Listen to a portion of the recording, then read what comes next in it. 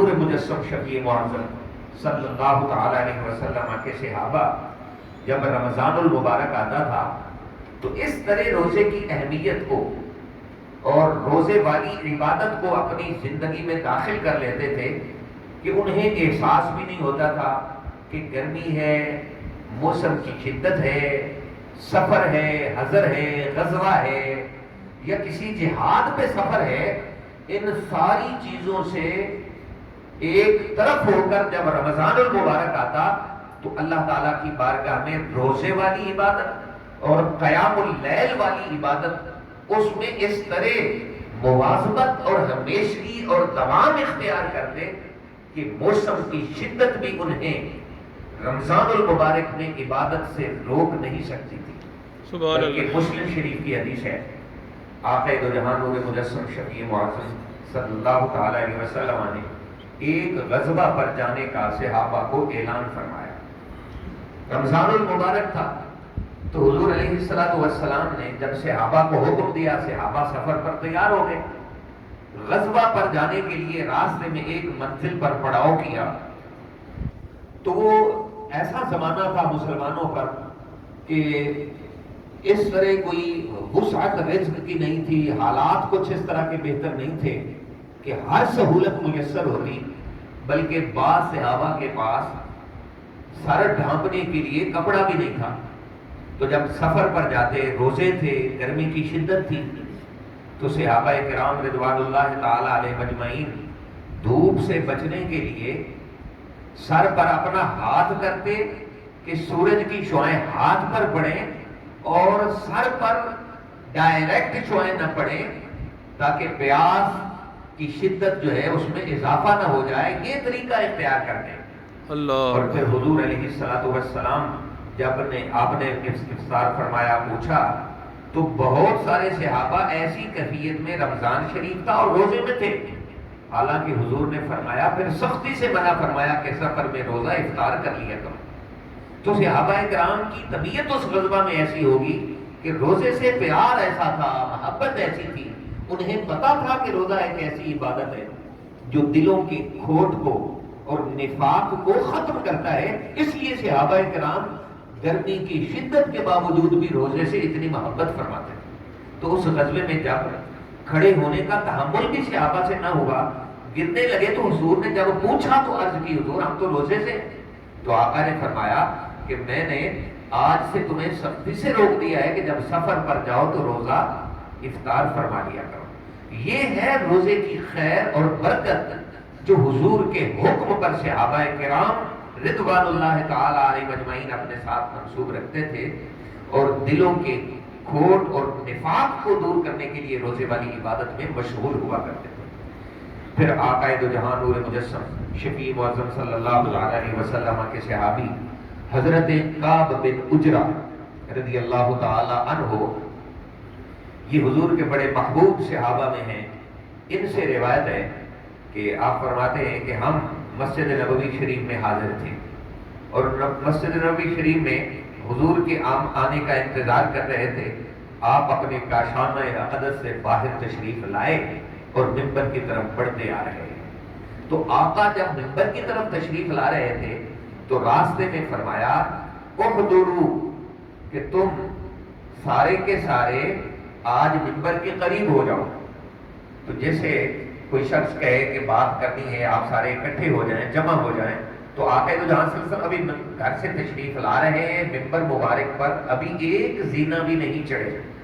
گزرتے جا رہے تھے۔ تو آپ نے صحابہ کو فرمایا، صحابہ آج قریب قریب ہو جاؤ۔ تو صحابہ فوراً آپ کے اشارہ ابرو پر، حکم پر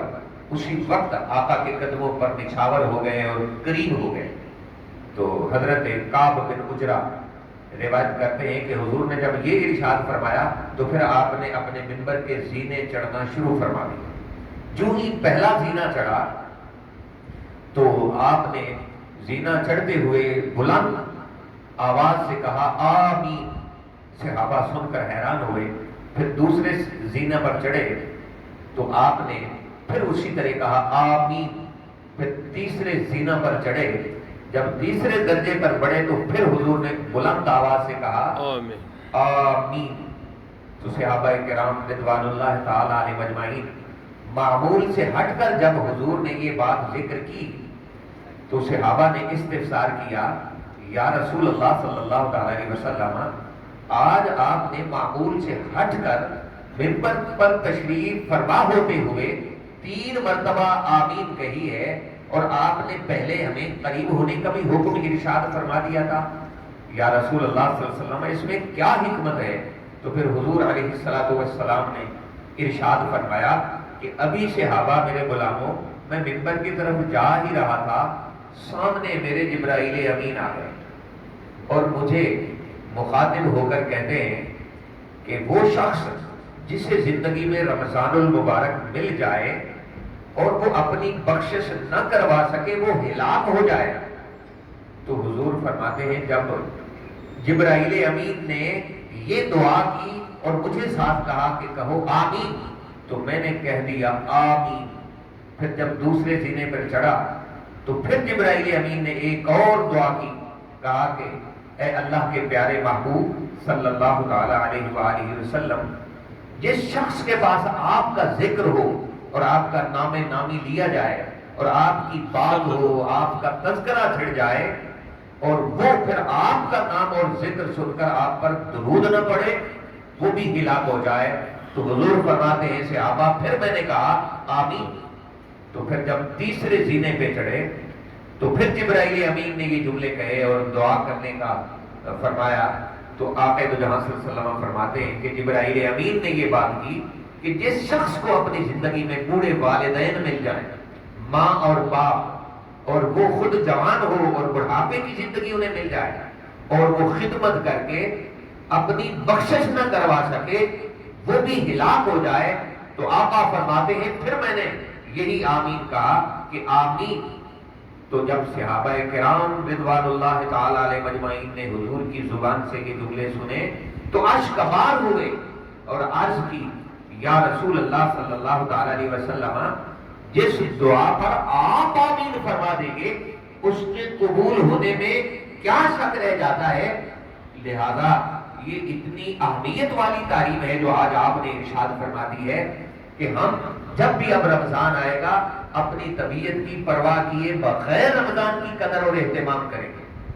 اور اللہ تعالیٰ کی طرف سے جب حضور علیہ السلام کا نام نامی سننے میں آئے کسی ایمان والے کو، خوش نصیب کو،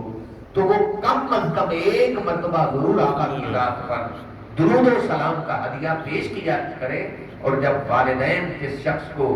ایمان والوں زندگی میں مل جائیں اور بڑھاپا ہو تو اپنی مصروفیات سے وقت نکال کر ارادے سے کثرت ان کی خدمت میں اپنے آپ کو مشغول رکھنا، یہ ایمان کی وہ بنیادی تعلیم ہے جو آخرت میں بندے کی بخشش اور بندے کی مغفرت کے لیے ضمانت ہے۔ اگر تباہی اور ہلاکت سے محفوظ ہونا چاہتا ہے تو یہ 3 عبادتیں